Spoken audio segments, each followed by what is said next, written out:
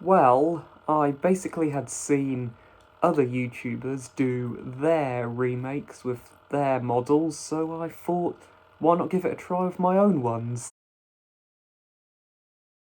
Now, that is a question I've been always asked. Well, too many to list. I really should count them, see how many I've got, then I'll say how many I've got. But too many to list. The infrastructure I use in the remakes is from Hornby, the well-known model railway brand, and some of it's from Bachmann and Pico as well. It's used because it creates perspective with the sets and it makes them more realistic and lifelike.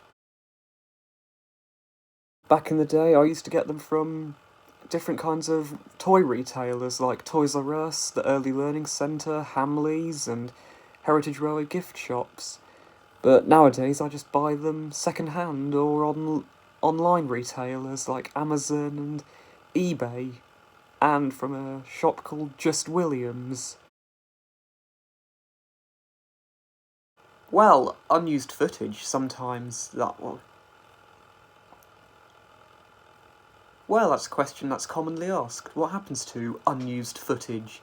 Well, it's sometimes used as stock footage in other episodes because it saves filming new scenes and it uses them. It doesn't. They don't go to. It doesn't allow the footage to go to waste because it gives them usage. So yes, it's basically used in other ones.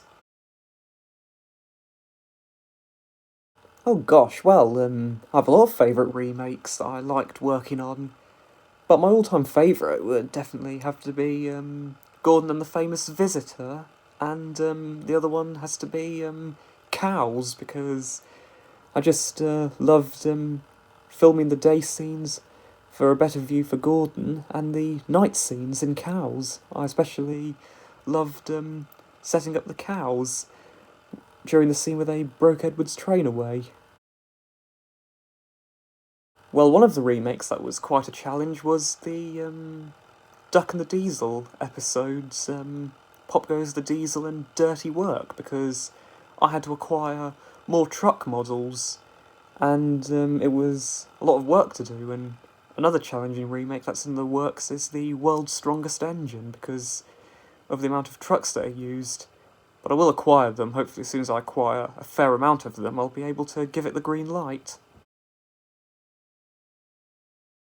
Well, the continuity is maintained easily in certain sets when either scene takes place in the day and night, either at the sheds or the station. Mostly, I'd have to either film the night scenes first, and then leave the sets overnight, and then film the day scenes, and then dismantle the sets.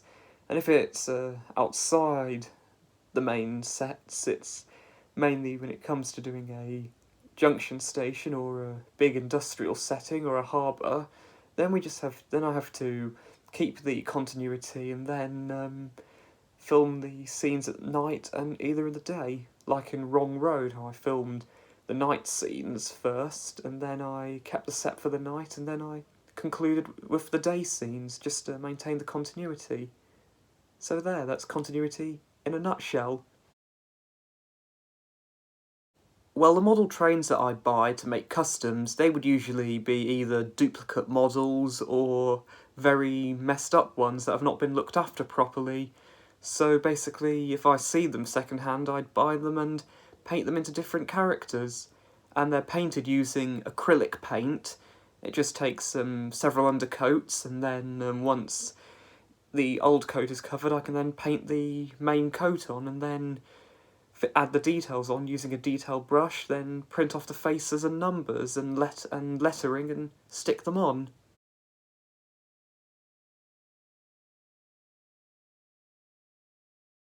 Every scene is shot using an iPad Mini 2 because they have good camera quality and they take really good film. And tracking shots are used on my phone basically because the iPad is a bit big to do tracking shots.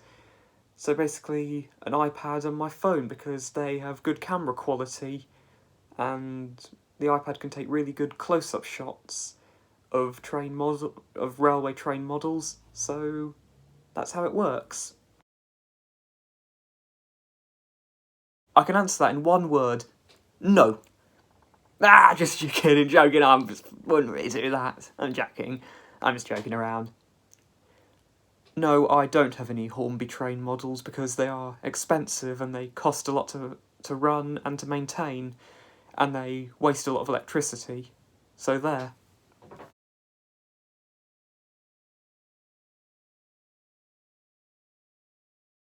One of my least favourite things about remakes is dismantling the set, which is a lot of work. It's very laborious, but I get it done anyway.